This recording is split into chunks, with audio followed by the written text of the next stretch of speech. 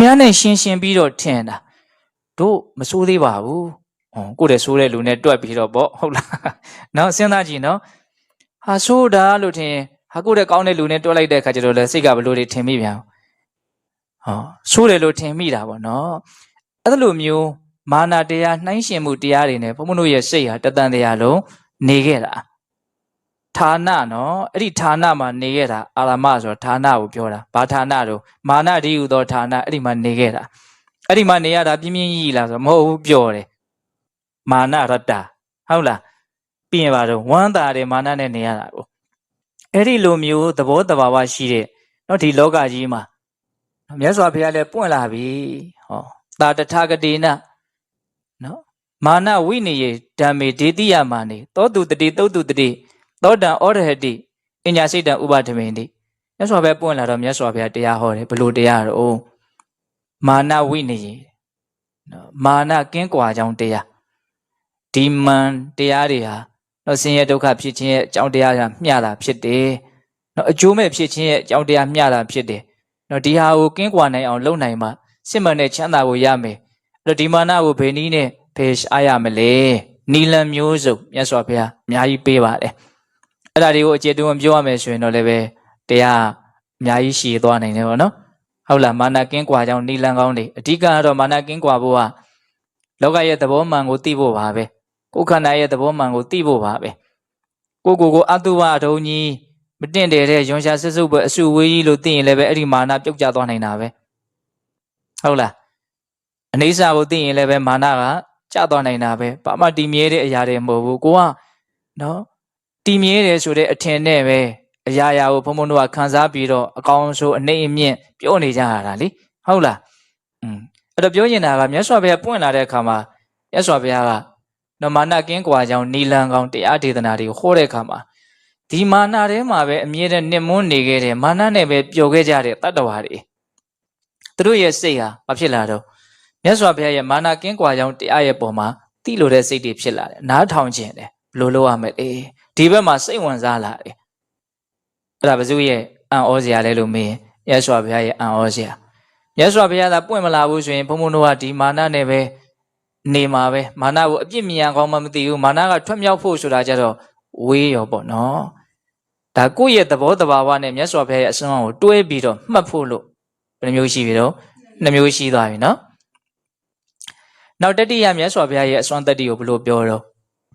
ဒါလေးကပြောရကောင်းတယ်လေးခုလုံးကောင်းပါလေအနုပသမရမပဇာဘိခွေအနုပသမရတ္တအနုပသမသမုဒိတာတတ္တဝါတွေဟာတတန်တရားလုံးဘာနဲ့ဘယ်မှာနေလာကြတော့ဘယ်မှာပျော်နေကြတော့ဘယ်မှာဝမ်းမြောက်နေကြတော့အနုပသမအနုပသမဆိုတာမငြိမ်းချမ်းမှုနော်ဥပသမလို့စကားလုံးတော့ကြားဖို့တယ်မဟုတ်လားနော်အဘိညာယတံဘောဓာယဥပသမယအဘိညာယဟောဥပသမကြားဖို့တယ်နော်အဲ့ဒါရဲ့ဆန့်ကျင်ဘက်အနုပသမတယ်အနုပသမဆိုတာဥပသမငြိမ်းအေးတာအနုပသမဆိုတာငြိမ်းအေးမှုမရှိတာပူလောင်နေတာပင်ပန်းနေတာအနုပသမအဲ့ဒါတတ္တဝါတွေရဲ့စိတ်ဟာအဲ့ဒီပူလောင်ချောင်းပင်ပန်းချောင်းနေရာတွေမှာပဲနေရတာဟုတ်လားအဲ့ဒီပူနေရတာကိုပဲပင်ပန်းနေရတာကိုပဲပျော်တဲ့သဘောလေးရှိတယ်ဒီပူနေရလို့ရှိရင်ကိုပဲဝမ်းသာနေတဲ့သဘောရှိတယ်တဲ့အဲ့တော့ရုပ်တရက်တွက်ကြည့်ရင်တော့ဟုတ်လားဘုံဘုံရဲ့ပူရာကြီးကိုတော့မကြိုက်ပါဘူးပူရာတဲ့တော့မပျော်ပါဘူးလို့တာမန်အဖြစ်တော့ထင်တရားရှိတယ်ပေါ့နော်ဒါပေမဲ့တကယ်တွေးကြည့်ဘုံဘုံတို့ရဲ့စိတ်ဟာအပူထဲမှာပျော်လားမပျော်လားဆိုတာကိုတကယ်တွေးကြည့်ပျော်တယ်ဆိုတာကိုတွေးရလိမ့်မယ်ဆိုရမှာဆိုလက်တွေလေးပြောကြည့်မယ်နော်တစ်ခါတလေတရားလေးအားထုတ်ပြီးတော့ကိုယ်ခန္ဓာအကြောင်းအမှန်လေးသိပြီးတော့နေရတာစိတ်ထဲမှာအထိုက်လျောက်ငြိမ်းအေးတယ်လို့မသိဘူးလားသိတယ်သူများပြောလို့မဟုတ်ဘူးကိုလက်ခံတယ်အော်ဒီဟာဒီလိုလေးနေရတာငြိမ်းအေးလိုက်တာကဲအဲ့လိုဆိုရင်အဲ့ဒီငြိမ်းအေးလေးနေပါတော့လားကဲတနာရီ2နာရီ3နာရီနေလိုက်ကိုဟာကိုဘယ်သူကတားနေလို့တော့နော်အဲ့လိုနေလေပတ်ဝန်းကျင်ကပိုးတောင်သဘောကျသေးအော်တော်လိုက်တာလို့တောင်ချီးမွမ်းအောင်ပဲနေပါတော့လားနေသလားမနေဘူးနော်ဒီအာယုန်တွေဒီအရှုပ်တွေဒီအပူတွေတည်းပဲပြန်ပြီးတော့စိတ်ကဘာလုပ်ချင်တော့တိုးဝင်ခြင်းနေတာစဉ်းစားကြည့်နော်ဒါမြတ်စွာဘုရားရဲ့အဆုံးအမတွေနဲ့မကင်းကုန်မကွာကိုချမ်းသာအောင်နေမယ်ဆိုတဲ့ထိုက်တဲ့စိတ်ကူးလေးရှိကြတဲ့လူတွေဟုတ်လား အဲ့လိုလူတွေတောင်မှဒီလိုစိတ်တွေအများကြီးရှိနေတယ်ဆိုလို့ရှိရင်တာမန်မြတ်စွာဘုရားရဲ့တရားနဲ့ဝေးကွာကြတဲ့တာမန်လူစုဆိုလို့ရှိရင်သူတို့ရဲ့စိတ်ဟာပူလောင်မှုမှာပျော်တယ်ဆိုတာကိုဘယ်လိုမှညင်းလို့မရဟုတ်လားတကယ်တမ်းပြောရလို့ရှိရင်ကိုကြိုက်တဲ့အာယုန်နေနဲ့နေရတာကိုကစားစိတ်နှလုံးမှာပင်ပန်းတဲ့သဘောပူလောင်တဲ့သဘောကတော့ရှိနေတယ်အဲ့တော့ဒီဒေသနာကိုနားမလည်နိုင်ဘူးဆိုရင်ကိုဖြစ်နေတာကိုကိုတကယ်မသိလို့ပေါ့နော်ကိုကြိုက်တဲ့အာယုန်နဲ့နေရတာကိုပူမှမသိလောင်မှမသိလို့ချမ်းသာတယ်လို့ထင်နေလို့ပေါ့အဲ့ဒီအခြေခံလွဲမှားမှုရှိနေတဲ့အတွက်ကြောင့်သာလဲလက်မခံဖြစ်ကောင်းဖြစ်နိုင်တယ်ပေါ့တကယ်တမ်းကတော့စိတ်ဟာပူလောင်မှုပင်ပန်းမှုနဲ့နော်နေချင်းနေတယ်ဆိုတာကတော့ဘလို့မှညင်းလို့မရဟုတ်လားဟိုဒေသနာတစ်ခုရှိတယ်လေမာဂဏီယသုတ်တန်ထဲမှာမြတ်စွာဘုရားနော်ကာမအာယုကိုမမောတဲ့စိတ်တွေနဲ့နော်ကာမနဲ့မကင်းမကွာပဲနေရတာဟာနူနာယောဂနဲ့တူတယ်လို့ဟောတာကြားဘူးတယ်မို့လားဒီဟောပြောချက်လူတိုင်းကြားဘူးတယ်နော်ကြားဘူးတယ်နော်နူနာယောဂတဲ့တရားဟုတ်လားယောဂဘိုးကအမြဲတမ်းထိုးနေတဲ့ခါကျတော့ကုတ်လို့ကိုနောက်ဆုံးမရတော့ဘူးရာဘလို့မှမပြေဘူးထဲမဖြစ်လာပြီဆိုတော့ဘာလို့ဆိုမီးကြီးခဲမှာกินရဟုတ်လားအဲ့လိုမီးကြီးခဲကိုกินလိုက်တဲ့အခါကျတော့မိကြီးကဲကိုกินလိုက်တဲ့အခါကျတော့ပိုးတွေကနည်းနည်းငြိမ်သွားပေါ့ဘေးကအရှိရတအားပူနေဆိုတော့နောက်ဆုံးငြိမ်သွားတော့စောစောကသူတို့ထိုးလို့ရားနေတာတွေအခါရခက်နေတာတွေကအပူနဲ့အစားထိုးသွားတော့ဒီလူကဘာဖြစ်တော့တက်တာတယ်လို့ထင်သွားတာဟုတ်လားအဲ့ဒါနဲ့သူတက်တာပြီဆိုတော့ပူကလည်းပဲပူနေတာဆိုတော့နည်းနည်းလေးနောက်ဆုတ်လိုက်ဟောခဏနေတော့ယောဂပိုးကထိုးပြန်ရောထိုးတော့တခါဘာလို့ပြန်တော့မိกินလိုက်ရောမိกินတော့တက်တာသွားတော့သူတက်တာတယ်လို့ထင်နေတာအဲ့လိုလုံရင်းနေမဲ့သူ့ရဲ့ယောဂတက်တာလာဆိုတော့တကယ်တမ်းကတက်တာမလားပူပြီးတော့ပဲဆိုးလာကုံရင်းနဲ့ဖဲရင်းနဲ့မီးกินရင်းနဲ့ဆိုတော့အနာကြီးကပိုးပြီးတော့ပွာလာပြီးတော့ဆိုးလာတယ်အဲ့ဒါနောက်ကြတော့သူ့ရဲ့ဆွေတွေမျိုးတွေမိသားစုဝင်တွေကကိုင်းဆရာကောင်းသမားကောင်းပြင်ပြီးတော့သူ့ကိုကောင်းအောင်ရှေ့ကူပေးလိုက်မယ်ကွာရှေ့ကူပေးလိုက်ပျောက်သွားပြီနူနာယောဂပျောက်သွားပြီအဲ့ဒါလိုပျောက်သွားတဲ့အချိန်မှာမင်းနူနာယောဂမပျောက်ခင်တော့မိကြီးခဲမှာအမြဲတမ်းกินနေတာမိကြီးခဲပုံကြီးမှာအဲ့တော့မင်းกินရအောင်ဆိုဟာမกินရင်မှုပူတယ်ပေါ့လေအဲ့ဒါနဲ့မရဘူးကွာအတင်းအဲ့ဒါမှလူနှစ်ယောက်ကလက်ထွက်စီဆွဲပြီးတော့အဲ့ဒီမီးပုံဒီမီးกินဖို့ခေါ်တာသူဘာလုပ်မလို့ရုံးမယ်တဲ့အဲ့ဒီမှာမြတ်စွာဘုရားမေးတဲ့မေးခွန်းလေးဘုံဘွားရန်သဘောကျတယ်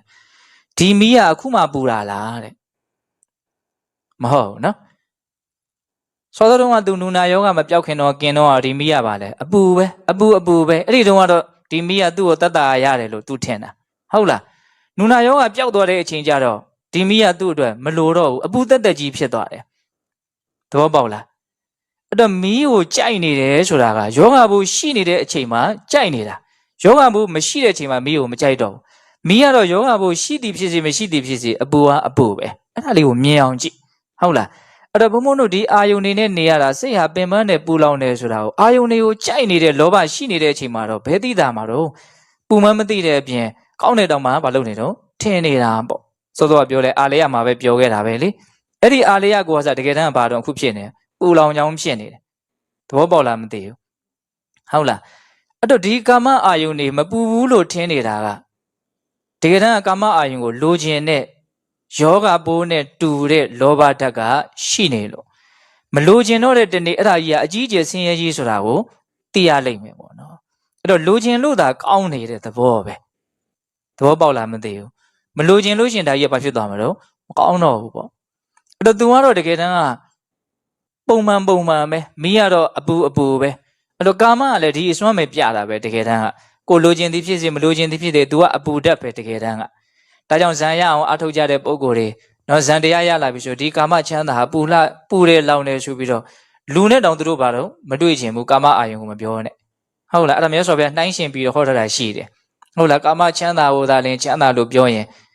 မှားတယ်တဲ့ဘုံဆိုသူ့တဲ့ချမ်းသာတဲ့ပထမဇန်ချမ်းသာဆိုတာရှိလို့ဟာပထမဇန်ချမ်းသာပဲချမ်းသာရှိတာလောကမှာလို့ပြောရင်လည်းမှားတယ်တဲ့ဘုံဆိုသူ့တဲ့ချမ်းသာတဲ့ဒုတိယဇန်ချမ်းသာဆိုတာရှိတယ်အဲ့တော့ချမ်းသာတွေဆိုတာကအဆင့်ဆင့်နှိုင်းရှင်ပြီးတော့သူတို့ရဲ့အဆင့်ကိုပြောနေကြတာဟုတ်လားအဲ့တော့ပြောချင်တာကဘာတော့မီးဆိုတာနူနာယောဂါဘိုးမရှိတော့မှပူတာမဟုတ်ပါဘူးနူနာယောဂါဘိုးရှိတော့ကလည်းပူတာပါပဲသို့တော့နူနာယောဂါဘိုးရှိတော့ကတော့အဲ့ဒီပူရတယ်ဆိုတဲ့မီးကိုပဲဘုံဘုံတို့ကမလုပ်နေရတော့ကတ်နေရတယ်ဟုတ်လားဒါနဲ့ရှင်းပြီးတော့စဉ်းစားမှဒီဒေသနာကိုဘုံဘုံတို့ကကြည်ကြည်လဲ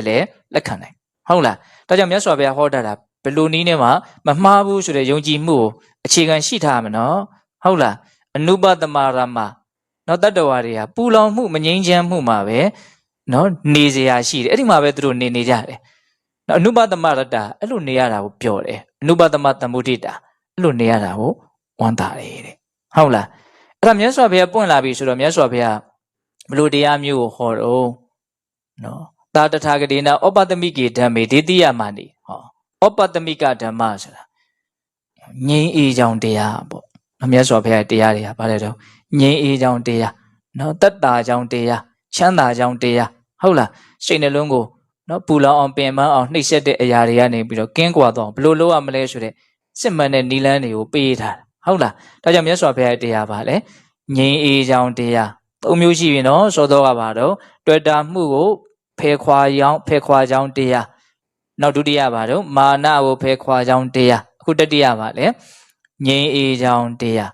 အဲ့လိုငြိမ်းအေးကြောင်းတရားဟောတဲ့ခါကျတော့တသံတရားလုံးပူးလောင်လာကြတဲ့ဒီတတ္တဝါတွေကအဲ့ဒီငြိမ်းအေးကြောင်းတရားကိုဘာလို့တော့သုတ်တုတတိနားထောင်တဲ့သောတန်ဩရဟတိနားဆွန့်ထားတဲ့အညာစိတ်တံဥပဒပင်တိတီးကျင်တဲ့စိတ်တွေဖြစ်လာကြတယ်တဲ့ဒါလမ်းစာပဲနော်ဟုတ်လားတတ္တဝါတွေရဲ့သဘောနဲ့မြတ်စွာဘုရားအစွမ်းတတ္တိကိုရှင်းပြီးတော့ပြောနေတာဘယ်နှချက်ရှိပြီတော့၃ချက်ရှိသွားပြီနော်ဟုတ်လားနောက်၄ခုမြောက်မြတ်စွာဘုရားရဲ့စွမ်းရည်တတ္တိကိုဘယ်လိုပြောပြတော့ဒါမြတ်စွာဘုရားကိုယ်တော်နေဟောထားတာဟုတ်လားအဝိဇ္ဇာကတပဇာဘိက္ခဝေအန္တဗုဒ္ဓပရိယောနတ္တာတတ္တဝါတွေရဲ့သဘောတဘာဝ၄ခုမြောက်အယံပဇာဟောဒီတတ္တဝါတွေဆိုတာတဲ့အဝိဇ္ဇာကတနော်အဝိဇ္ဇာမှာပဲသူတို့နေတာမတိမှုမှာပဲမတိမှုနဲ့တကွဖြစ်တယ်တဲ့စာလိုလေးကတော့အဲ့လိုလေးပြောတယ်ဒါလေးပိုကောင်းပါနော်မတိမှုနဲ့တကွဖြစ်တယ်တဲ့ကဲဘုန်းဘုန်းတို့ဘာနဲ့တကွဘာနဲ့အတူတကွဖြစ်နေတာဘဝမှာမတိမှုနဲ့ဖြစ်တာနော်ဘဝဆိုတာဖြစ်ချင်းလို့ဒီလူတွေသဘောပေါက်ပြီးသားနော်စောတော့ဖြစ်ချင်းမရှိတော့အခုဖြစ်ချင်းအသစ်တွေနဲ့ဆက်နေတာပေါ့ဘဝမှာဟုတ်တယ်မဟုတ်လားအခုဖြစ်နေလဲဘာနဲ့တွဲဖြစ်နေလို့ဆိုတော့အဲ့ဒီမတိမှုကပါနေဟုတ်လားမတိမှုနဲ့တကွဖြစ်တယ်တဲ့သူ့ကိုဘယ်နာမှဘုန်းတို့ဖေမထားခဲ့ဘူးမတိမှုနဲ့ဘဝနဲ့တွဲဖြစ်နေတဲ့အတိတ်ပဲပြောတာဟုတ်လားအဝိဇ္ဇာကတမတိမှုနဲ့တကွဖြစ်တယ်ဘလောက်ထိမြတ်စွာဘုရားအဲ့ဒါကိုရှင်းအောင်ပြောတော့အန္တဗုဒ္ဓတဲ့အဲ့ဒီမတိမှုကြီးကဥတလုံးလိုဖြစ်နေတယ်တဲ့ငှက်ဥတို့ကြက်ဥတို့အဲ့ဒီဥထဲမှာတတ္တဝါရှိရနော်ဟုတ်လားဘယ်ဥကွန်ထဲမှာသူနေတာတော့သူ့ကိုဖုံးလွှမ်းထားတဲ့ဥကွန်လေးထဲမှာသူနေတာအဲ့လိုပဲဘုံဘုံတို့တတ္တဝါတွေဟာမတိမှုအဝိဇ္ဇာဥကွန်ထဲမှာနေတာအန္တဗုဒ္ဓပရိယောနတ္တာပရိယောနတ္တာဆိုတာကိုယ်ပတ်ဝန်းကျင်ကြီးတစ်ခုလုံးကိုဖုံးလွှမ်းထားတာလို့ပြောတာကိုယ်ဘဝကြီးတစ်ခုလုံးကိုဘယ်သူကဖုံးလွှမ်းထားလဲဆိုရင်မတိမှုဟာဖုံးလွှမ်းထားတာအဲ့ဒါကိုယ့်ရဲ့အခြေအနေမှအဲ့ဒါပဲဟုတ်လားအဝိဇ္ဇာကတမတိမှုနဲ့တကွဖြစ်တယ်အန္တဗုဒ္ဓဥတလုံးလိုပဲပရိယောနတ္တာမတိမှုကကိုယ်ထဝန်းကျင်ကြီးတစ်ခုလုံးကိုလွှမ်းခြုံထားတယ်တဲ့ဟုတ်လားမတိမှုနဲ့နေတာနော်မတိမှုနဲ့လာခဲ့ကြတာအဲ့ဒီမတိမှုကြတော့ပျော်တယ်ဆိုတဲ့ဝမ်းသာတယ်ဆိုတဲ့အသုံးနှုန်းတွေမပါတော့ဘူးနော်သတိထားဟုတ်လားအဝိဇ္ဇာကတမတိမှုနဲ့တကွဖြစ်တယ်အန္တဗုဒ္ဓပရိယောနတ္တာအဝိဇ္ဇာဆိုတဲ့မှီးရှက်ထားတဲ့နော်ဥကွန်ထဲမှာပဲဘုံဘုံတို့နေကြတယ်ပိုတောင်ဆိုးသွားရနော်ဘယ်မှထွက်ပေါက်မရှိဘူးတစ်ချောက်လုံးဘယ်သူကအုပ်ထားတော့မတိမှုကအုပ်ထားတယ်ဟုတ်လားအဲ့တော့မြတ်စွာဘုရားပွင့်လာပြီဆိုတော့တာတထာဂတိနာအဝိဇ္ဇာဝိနည်းဓမ္မေတိတိယမနေသုတ်တုတတိသောတံဩရဟတိအဝိဇ္ဇာပယ်ခွာကြောင်းနော်မတိမှုကင်းပြောက်ကြောင်းမြတ်စွာဘုရားတရားကောင်းတွေကိုခေါ်တဲ့အခါမှာတသံတရားလုံးမတိမှုနဲ့လူတကွဖြစ်လာကြတယ်မတိမှုတွေမှာပဲနေကြတဲ့တတ္တဝါတွေကဒီဥကွန်လေးတွေကနေပြီးတော့ဖောက်ထွက်ဖို့သူတို့မလုပ်လာတော့စိတ်ဝင်စားလာကြတယ်နော်အညာစိတ်တာဥပဒပင်တိနော်သိကျင်တဲ့စိတ်ဖြစ်လာတယ်ပေါ့နော်ငါဘလို့တွေမသိနေတာတော့ဘလို့သိအောင်လုပ်ရမှာတော့ဘုံဘုံတို့တရားအထုတ်တယ်ဆိုတာတကယ်တမ်းကမတိမှုဥကွန်ကိုပေါက်သွားအောင်မလုပ်နေတာတော့ကြိုးစားနေတဲ့အတိတ်ပဲအဲ့ဒါမြတ်စွာဘုရားနော်ဒီကြက်ဥတွေနဲ့ဥမာပေးပြီးတော့ဟောတဲ့တုတ်တန်တစ်ခုရှိတယ်နော်ဘုံဘုံတို့ဟောတာလည်းရှိတယ်ဘာဝနာ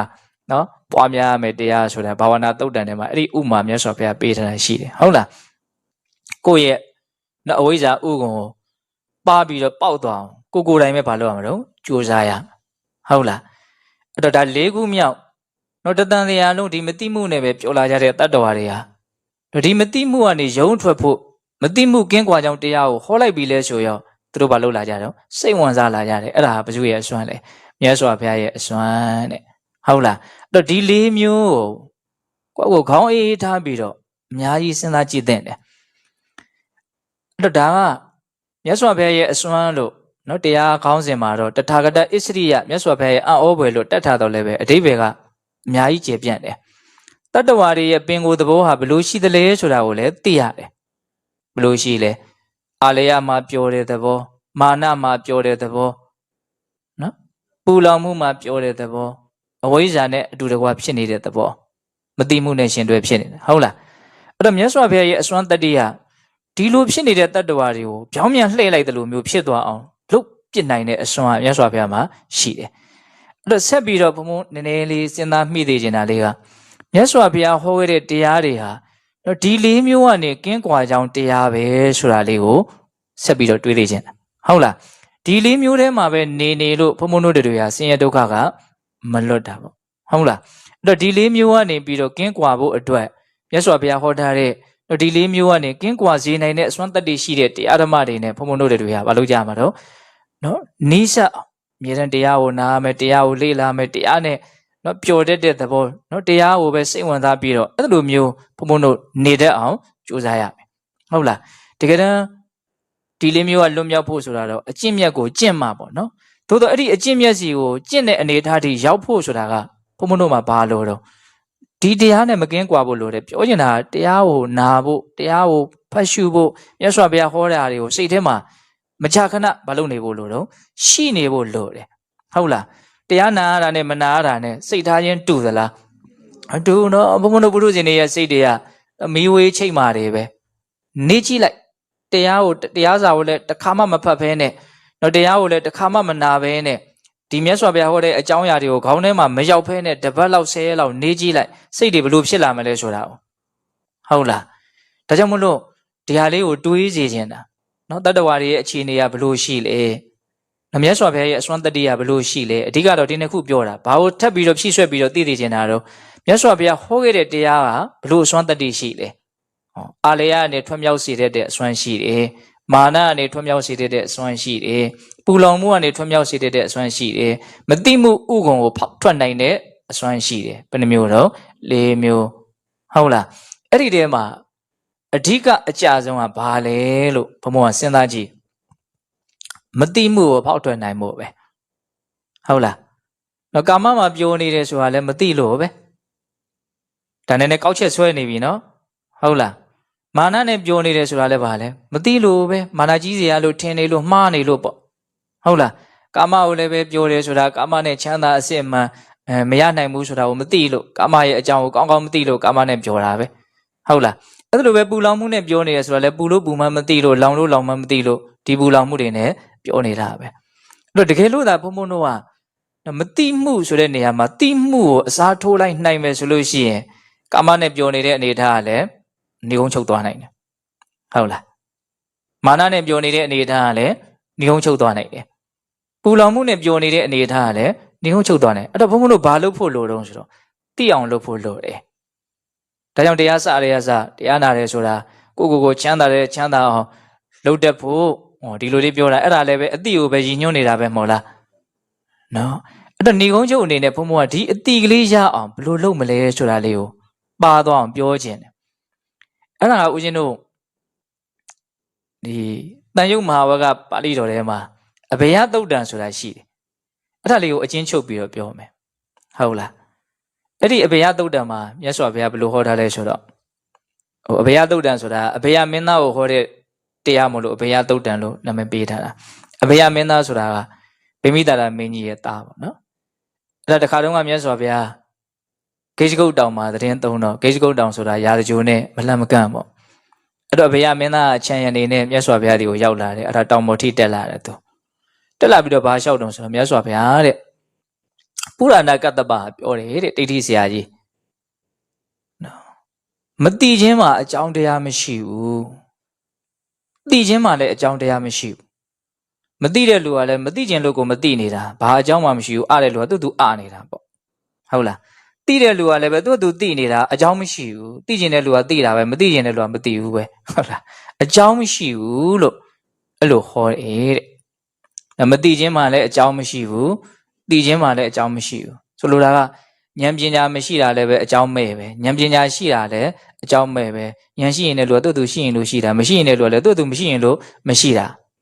အဲ့လိုကြီး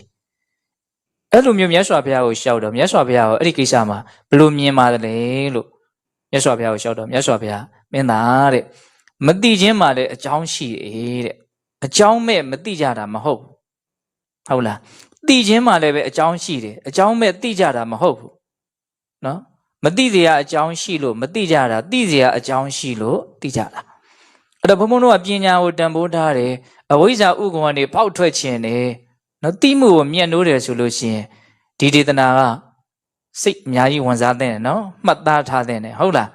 ဘာကြောင့်တို့ဉာဏ်တွေတုံးနေတာတို့မသိတာတို့နော်အဲ့လိုဆိုရင်သိအောင်တို့ဘယ်လိုလုပ်ရမှာတို့ဘာကြောင့်သိနိုင်တယ်တို့ဟုတ်လားအဲ့ဒါမြတ်စွာဘုရားဟောတာလေးကိုဘုံဘုံအနှစ်ချုပ်ပြီးတော့ကျန်တဲ့အချိန်လေးမှာပြောမယ်နော်မတိချင်းရဲ့အကြောင်းတရားကဘာလဲဆိုတော့မတိချင်းရဲ့အကြောင်းတရားနိဝရဏတရား၅ပါးတဲ့နိဝရဏတရား၅ပါးဆိုရင်ဒီလူတွေကသဘောပေါက်တယ်နော်နိဝရဏဆိုတာအမှန်တရားကိုမမြင်အောင်ရှေ့ကနေပိတ်ပင်တတ်တဲ့ကာကွယ်ကာထားတတ်တဲ့ဖုံးလွှမ်းထားတတ်တဲ့သဘောကိုဘာလို့ခေါ်တော့နိဝရဏအဲ့ဒါမြတ်စွာဘုရားအဲ့ဒီမှာတော့အသေးစိတ်ဟောပါတယ်နောက်တတ္တဝါတူတယောက်ဟာဒီကာမဂုဏ်အာယုံကိုပဲလိုလားတတ်မှတ်တဲ့စိတ်နဲ့နေနေတယ်နော်ကြည်ကျင်တဲ့စိတ်နားထောင်ခြင်းတဲ့စိတ်နော်အဲ့ဒီစိတ်နဲ့ပဲနေမယ်ဆိုရင်အဲ့ဒီအချိန်မှာ तू ဘာမှအဲ့ဒီအတိအမြင်မှန်ဘဝအကြောင်းအမြင်မှန်ဘာမှမရှိဘူးဟုတ်လားပို့ပြီးတော့ရှင်းအောင်ပြောရင်လောဘလွှမ်းနေတဲ့အချိန်မှာအတိညာပိတ်နေနော်ဘာလို့ပိတ်နေတော့ဆိုတော့လောဘရှိရနေခံတာနော်အတိညာဖောက်ထွက်လို့မရဘူးနော်ပိတ်ပင်တတ်တဲ့တရားဆိုအဲ့ဒါကိုပြောတာအဲ့ဒါကာမိသန္တာနိဝရဏဟုတ်လား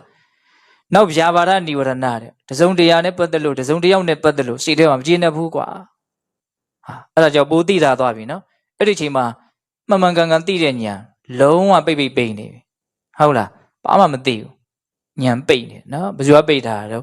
ဒေါသပိတ်ထားပေါ့ဟုတ်လားနောက်ဌိနမိတ်တနိဝရဏတဲ့အိတ်ချင်ကိုင်မြည်နေတယ်သူလည်းပဲအပိတ်တရားတစ်မျိုးပဲဘာကိုပိတ်တော့ဉာဏ်ကိုပိတ်တာအဲ့ဒီချိန်မှာဘာသိတော့မသိဘူးအိတ်ချင်တာပဲသိတယ်ဟုတ်လားတချို့ဆိုရင်သေဘေးတောင်မသိဘူးအဲ့ဒီချိန်မှာနော်စဉ်းစားကြည့်ဟုတ်လားအဲ့လိုပြီးရင်ပါတော့ဥဒိစ္စကုက္ကုစစိတ်တရားပြန့်လွင့်နေတယ်နော်ကုက္ကုစဆိုတာပါတော့နောင်တနဲ့ပူလောင်တဲ့သဘောမလုပ်လဲရတဲ့ကုသိုလ်နဲ့ပတ်သက်ပြီးတော့ငါအသက်ကြီးကြီးလာပြီဘာမှလည်းမသိသေးဘူးလှုပ်ဆိုတော့လည်းမလှုပ်ဘူးမရတော့လည်းပဲစိတ်ကမကျေနပ်ဘူးဟုတ်လားနော်တရားအထုတ်ဆိုတော့မြင်မထုတ်ဘူးပြီးတော့တရားကတော့လည်းရကျင်တော့နော်ကုက္ကုစနဲ့နီးသွားတာမဟုတ်လားဒါလုံမိခဲ့တဲ့အကုသိုလ်တွေနဲ့ပတ်သက်ပြီးတော့အမှားတွေနဲ့ပတ်သက်ပြီးတော့ငါလုံမိတာမှားလိုက်တာလို့တွေးပြီးတော့ပူတာမရှိဘူးလားရှိရနော်ကုက္ကုစနောင်တကြောင့်စိတ်တွေပူသွားတာဟုတ်လား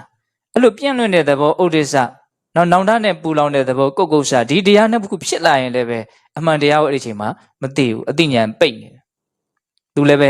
ပိတ်တတ်တဲ့တရားတစ်မျိုးတဲ့နောက်၅ခုမြောက်ကဝိရှိကိစ္စယုံမှားတန်တရားအထူးသဖြင့်အမှန်တရားနဲ့ပတ်သက်ပြီးတော့တန်တရားဖြစ်တယ်ယရဏမြတ်သုံးပါးနဲ့ပတ်သက်ပြီးတော့တန်တရားဖြစ်တယ်သူတော်ကောင်းတရားနဲ့ပတ်သက်ပြီးတော့တန်တရားဖြစ်တယ်မဆုံးဖြတ်နိုင်ဘူးဟုတ်မှလေးလားမဟုတ်ဘူးရေးလားရှေ့တိုးရမှာလို့နောက်ဆိုးရမှာလို့သဝေဇဝါပေါ့ဟုတ်လားအဲ့ဒီလိုစိတ်တွေဖြစ်နေရင်လည်းပဲဉာဏ်ပါဖြစ်နေတော့ပိတ်နေတယ်အဲ့တော့လူတစ်ယောက်အားရတယ်ဆိုတာအကြောင်းမဲ့အားတာမဟုတ်အဲ့ဒီ၅မျိုးတစ်မျိုးမျိုးရှိနေလို့ဟုတ်လားအားတယ်ဆိုတာဒီနေရာမှာဘုံဆိုလို့တဲ့အတိပ္ပယ်ကမသိတာကိုယဉ်ညွှန်းတာနော်ဟုတ်လားမသိတာကိုယဉ်ညွှန်းတာအဲ့ဒီမတိမှုကိုအဲ့လိုလေးမြတ်စွာဘုရားဟောတော့မြတ်စွာဘုရားတဲ့ဒီဒေသနာကဘလို့နာမည်ရပါတယ်လဲလို့မေးတယ်အဖေကဒါနိဝရဏလို့ခေါ်တယ်လို့မြတ်စွာဘုရားပြောနိဝရဏပါဠိလိုပြောတော့သူတို့ကတော့ပါဠိစကားပြောတဲ့ပုဂ္ဂိုလ်တွေဆိုတော့နားလည်တာပေါ့နော်အပိတ်အပင်အတားစီတရားလို့ခေါ်တယ်လို့ပြောလိုက်တာပေါ့ဗမာလို့ဆိုရင်အဲ့တော့သူချီးမွမ်းတယ်မြတ်စွာဘုရားဟုတ်တယ်ဗျာတဲ့တကယ်အပိတ်တရားတွေပဲတဲ့ဒီ၅မျိုးလုံးမပြောနဲ့တဲ့ဒီ၅မျိုးတွေကတစ်မျိုးမျိုးဖြစ်တယ်ဆိုရင်ကိုဉာဏ်ထွက်လာမှာမဟုတ်တော့ပိတ်နေတော့မယ်တဲ့တစ်မျိုးနဲ့ကိုပဲပိတ်နေမယ်တဲ့၅မျိုးဆိုရင်တော့စိုးဝါရမရှိဘူးပေါ့နော်မသိဘူးဆိုတာအကြောင်းပဲမသိတာမဟုတ်ဒီတရား၅မျိုးဖြစ်နေလို့မသိတာလောဘရဲ့ဒေါသရဲ့ဌိနမိတ်တရဲ့ဥဒိစ္စကုက္ကုစရဲ့ဝိသိကိစ္စရဲ့ဟုတ်လားဒါဘုံကအလွယ်ပြောလိုက်တာနော်အဲ့လိုဆိုရင်သိချင်းရဲ့အကြောင်းပဲဟောဝိဇ္ဇာဥက္ကိုဖောက်ခြင်းတယ်နော်သိမှုနဲ့လွတ်မြောက်သွားခြင်းတယ်ဘုံတို့မသိသေးလို့သာလဲဘုံတို့ကစိတ်တွေကကိလေသာရဲ့နော်လက်အောက်မှာမလွတ်မလပ်နေရတာတိလာတဲ့တနေ့အဲ့ဒီကိလေသာကိုဘုံဘုံတို့ကဘာဖြစ်သွားမှာလို့ ဖောက်ထွက်ပြီးတော့လွတ်မြောက်တဲ့အဆင့်ကိုရှောက်သွားမှာဒါကိုရည်ရွယ်ချက်ထားဖို့ဘုံဘုံတို့ဘာလုပ်ထားရမှာတော့အစီအစဉ်ရှိရမယ်နော်ကိုယ်စိတ်ထဲမှာဟုတ်လားဒါငါဘဝရဲ့ရည်ရွယ်ချက်ပဲဆိုတာကိုရှိရမယ်ဒီဥစ္စာဟုတ်လားအဲ့လိုအသိဉာဏ်ကိုမြတ်နိုးတဲ့တန်ဖိုးထားတဲ့ဒီအသိကိုပဲတို့အားကိုးရမှာပဲလို့နော်နားလည်လာပြီဆိုလို့ရှိရင်အဲ့ဒီအသိရအောင်ဘယ်လိုလုပ်မလို့အခုအကောင်းဆုံးနိလန်းကိုမြတ်စွာဘုရားဟောထားတယ်ဟာတဲ့တော့ဘုဇင်9ပါးပဲတဲ့ဘုဇင်9ပါးဆိုတာတတိရဲ့ဓမ္မဝိစီယရဲ့ဝိရိယရဲ့ပီတိရဲ့ပတ္တိရဲ့သမာဓိရဲ့ဥပေက္ခရဲ့ဟုတ်လားအဲ့ဒါကအနှစ်ချုပ်ပြောရလို့ရှိရင်ကိုယ်ခန္ဓာရဲ့အကြောင်းကိုအမှန်ကန်သိအောင်ကြိုးစားလို့အမှန်ကန်သိလာတဲ့အခါမှာစိတ်ရဲ့နှစ်သက်မှုကြည်နူးမှုငြိမ်အေးမှုနော်တည်ငြိမ်မှုလေးလျူရှုနိုင်မှုသဘောတဘာဝတွေကိုဒါဘုဇင်လို့ပြောတာနည်းနည်းလေးအဲ့ဒါလေးကိုနော်ဒါတရားထိုက်တဲ့လောက်အားထုတ်နေတဲ့ပုံကိုယ်တွေဆိုတော့နားလည်ထားတဲ့တယ်နော်ပထမတတိတန်ဘုဇင်ဘာပြောတော့ကိုဘာဖြစ်နေသလဲလို့အောက်မေ့နေတဲ့သဘောလေးကိုယ်ခန္ဓာပေါ်မှာတတိလေးရှိနေတယ်အရန်ကြီးအာယုံဆိုင်ပြီးတော့ကုတ်ကပ်ပြီးတော့နော်ချုပ်ပြီးတော့လှုပ်ပြီးတော့တတိထားနေတဲ့အနေအထားမျိုးမဟုတ်ဘူးနော်ဒီဖြစ်နေတာလေးကိုသိနေတယ်ပေါ့ပါပါလေးပဲဟုတ်လားဖြစ်နေတာလေးကိုပါတော့သိနေတယ်ခုထိုင်နေတာလေးပေါ်မှာစိတ်ရှိနေတယ်ထိုင်နေတယ်ဟုတ်လားဒီပြင်နေရာမှာစိတ်မရှိဘူးဒီပေါ်မှာရှိနေတယ်အဲ့ဒါတတိပဲအဲ့ဒါအဓိကအကြဆုံးသူတော်ကောင်းတရားပဲအဲ့ဒါကြီးထွားလာလို့ရှိရင်ကျန်တဲ့တွေအကုန်လုံးကြီးထွားလာမှာဟုတ်လားဒါကြောင့်မြတ်စွာဘုရားဘာပဲဖြစ်ဖြစ်ဘယ်နေရာပဲရောက်ဘာပဲလှုပ်ဟုတ်လားဒလဇက်ဒီပေါ်မှာမလုပ်ရမှာတော့တတိရှိနေရမယ်သိနေရမယ်ဟုတ်လားဘာပဲလှုပ်သိနေရမယ်အလုပ်တွေကမလုပ်လို့လည်းမရဘူးလေခန္ဓာကိုယ်ရှင်သန်ရေးတွေဘုံဘုံတို့မှာအလုပ်တွေမှာအများကြီးပဲလုပ်ရတာတော့ရှားဖွေရတဲ့အလုပ်တွေဆိုတာတတ်တာထားလိုက်အောင်ဘာမှမရှားမဖွေရဘဲနဲ့ကိုပဲတော့ဒီစားဖို့တောက်ဖို့ချက်ရပြောရတာတွေတော့ချင်းချင်းကဲဆွန်ရေချိုးအဝိရှောဟာရှုပ်နေတာပဲအလုပ်တွေကလုပ်နေရတာပဲဒီခန္ဓာကိုယ်အတွက်ဟုတ်လားအဲ့လိုလုပ်တဲ့ချိန်မှာအဲ့ဒါတွေကိုလည်းအလုံးမပြတ်ဖဲနဲ့မလုပ်လို့လည်းမရဘူးเนาะအဲ့ဒီလုပ်နေတာတွေရဲ့အပေါ်မှာဘာထားလိုက်ဖို့လို့လဲတတိထားလိုက်ဖို့လို့လဲအဲ့ဒါအတိညာအဲ့ဒီနီးနဲ့ပွင့်ဟုတ်လားအဲ့ဒါတတိတန်ဘောရှင်အတိညာပွင့်ကြောင်းတရားအတိဖြစ်ကြောင်းတရားပဲဒါပေါ်မှာတတိထားနေအဲ့ဒါအတိဖြစ်ကိုဖြစ်မယ်เนาะအဲ့ဒါခက်တာတတိထားတဲ့အချိန်နဲနေလို့ရှင်တော့အတိကနှင်းနှင်းပဲပွင့်မယ်ပေါ့เนาะတတိထားတဲ့အချိန်စိတ်ဖို့များဖို့လို့တယ်ဆိုကြပါစို့ဘုံဘောဒါမှမဟုတ်တခါလေနော်တရားထိုင်ဖို့ပြောမယ်ဆိုလို့ရှိရင်ဒီအချိန်လေးနဲ့ကပ်ပြီးတော့အလွန်ပြောခြင်းတယ်နော်စက္ကန့်တိုင်းလေးမှာအတိကလေးများရှိမယ်ဆိုဘယ်လောက်ကောင်းမှာတော့တစ်စက္ကန့်မှာတစ်ချက်လောက်ဆိုရင်ကိုတစ်စက္ကန့်မှာတစ်ချက်လောက်ကိုယ်ခန္ဓာမှာဘယ်သဘောတဘာဝအပေါ်မှာပဲဖြစ်သိနေလိုက်မယ်တကယ်တမ်းစိတ်ကအလွန်မြန်ပါတယ်တစ်စက္ကန့်မှာ၄-၅ချက်တောင်မှကြိုးစားမဆိုရင်သိနိုင်တယ်ဇဇဆိုသိသွားနိုင်တယ်ပေါ့နော်ဖြစ်နေတာလေးကိုသိသွားနိုင်တယ်အဲ့ဒါဘာခေါ်တော့တတိဟုတ်လားအဲ့ဒီတတိဟာအခုဘာလို့ပြောပြီးတော့မြတ်စွာဘုရားအတိညာပွင့်ကြောင်းသိကြောင်းတရားတဲ့ဟောတတိတန်ဖိုးရှင်ပြီးတော့ဘာလာတော့ဓမ္မဝိရှယဆိုတာကကိုအဲ့ဒီသိနေတဲ့အဲ့ဒီတဘာဝတရားတွေကိုဝေဖန်စီစစ်တာသူလည်းလိုအပ်လို့ထည့်ထားတာနော်ဒါကိုလည်းပဲတတိချာသဘောပေါက်နားထောင်ဟုတ်လားဘုံတို့ဒီခန္ဓာကိုယ်ကြည့်တယ်တရားထုတ်တယ်ဆိုတာခန္ဓာကိုယ်ရဲ့တဘာဝကိုကြည့်တာပဲဟုတ်လားအစကြည့်တော့ပုံသဏ္ဍာန်တွေဘာတွေမြင်မှာပေါ့ပုံသဏ္ဍာန်တွေမြင်နိုင်တယ်နော်မျက်စိမိတ်ကြည့်နေတော့လေပုံသဏ္ဍာန်မြင်နိုင်တယ်အယောင်တွေမြင်နိုင်တယ်ဟုတ်လားဒါပေမဲ့ကြည့်ပါများလာတဲ့အခါကျတော့အဲ့ဒီပုံသဏ္ဍာန်တွေအယောင်တွေမမြင်တော့ဘဲနဲ့တဘာဝတက်ကိုမြင်လာတယ်ဟုတ်လားပူသလားနှွေးသလားလက်နဲ့ကင်ပြလို့မရတဲ့ဟုတ်လားတဘာဝတက်စိတ်နဲ့သိရတဲ့တဘာဝတက်မသိနိုင်ဘူးလားသိနိုင်တယ်နောက်တစ်ခါလေးတွေးနေတယ်အဲ့ဒီနံတွေကိုသိဖို့ကြတော့နည်းနည်းလေးကြိုးစားရမယ်ပေါ့ဟုတ်လားအဲ့ဒီရုပ်တွေနံတွေတဘာဝတွေကိုတဖြည်းဖြည်းနဲ့သိလာတဲ့အခါမှာဘာဆက်လို့ရမလဲဆိုတော့ဝေဖန်စီစစ်ရမယ်နော်ဒီဟာလေးကစောသောဟာလားမဟုတ်ဘူးနော်အခုဖြစ်လာတဲ့ဟာဒါပေမဲ့အကြောင်းမဲ့ဖြစ်လာတာမဟုတ်ဘူးသူရှိရဟာယုံနာကိုပဲအကြောင်းခံပြီးတော့ဖြစ်လာတာနောက်ထပ်တစ်ခုဖြစ်လာတယ်ကြည်တယ်နောက်တစ်ခုဖြစ်လာတယ်ကြည်လိုက်တယ်အဲ့တော့ဟာတစ်ခုပြီးတစ်ခုဖြစ်နေတာပဲလို့ဟောဘာလို့လာတော့ညံကလေးပါလာတယ်စောသောတတိနော်အခုဟာပါလေညံနော်စောသောကြည်တဲ့သဘောအခုဟာမြင်တဲ့သဘောကြည်ရင်းနဲ့မြင်လာတာပေါ့ဟုတ်လားဒီပေါ်မှာအာယုံစိုက်လိုက်တဲ့ခါကျတော့ဒါဘလို့သဘာဝလဲဆိုတာကိုတဖြည်းဖြည်းနဲ့နားလည်လာတယ်အဲ့ဒီနားလည်လာတာလေးကိုဘာခေါ်တော့ပညာအဲ့ဒါဓမ္မဝိရှယဆိုတာအဲ့ဒါပဲဝေဖန်စီစစ်တာတော့ငါထင်တဲ့အတိုင်းမဟုတ်ပါလားတီးနေတဲ့သဘောမဟုတ်ပါလားနောက်တစ်ခုပြီးတစ်ခုသွားနေတဲ့သဘောပါလားလို့တဖြည်းဖြည်းနဲ့ဘာလို့လာတော့နားလည်လာတယ်အဲ့ဒါဘာခေါ်တော့ဓမ္မဝိရှယဟုတ်လားဓမ္မဝိရှယပြီးတော့ဘာလာတော့ ဝီရိယဒါတိကြောင်းတရားတွေပြောနေတာနော်တတိဓမ္မဝိရှိယပြီးတော့ပါတော့ဝရိယဆိုတာအဲ့ဒီတတိတွေအဲ့ဒီပညာတွေထပ်ဖြစ်နေအောင်နော်ခါပြတ်မသွားအောင်ရက်မသွားအောင်ဒီပညာတွေရှောက်တွေးနေရင်လည်းအချိန်ကုန်မနေအောင်အတွင်နှိုးစော်နေတာပေါ့ဝရိယကဟုတ်လား